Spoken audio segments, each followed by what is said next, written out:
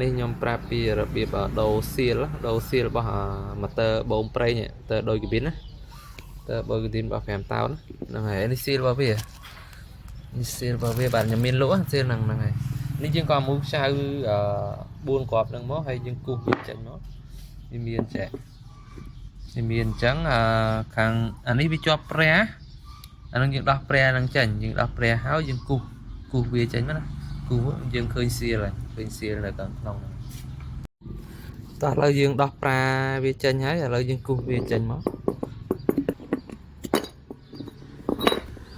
បាទដល់ពេលគូសចេញមកនេះយើងឃើញសៀលហើយនេះឃើញថាវាបែកឡើងខ្ទេចអស់ណាសៀលហ្នឹងវាបែកអស់ហើយចឹងហើយវាຕົកប្រេងលែងជាប់ហើយ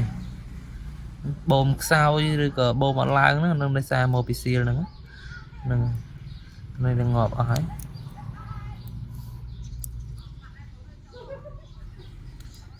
អញ្ចឹងយើងឆ្កឹះឲ្យស្អាតទៅហើយយើងដាក់អាថ្មីនេះចូលទៅវាដំណើរការធម្មតាវិញអញ្ចឹងបងប្អូនត្រូវការសៀលហ្នឹងតាក់ទងមកបាទខ្ញុំមានលក់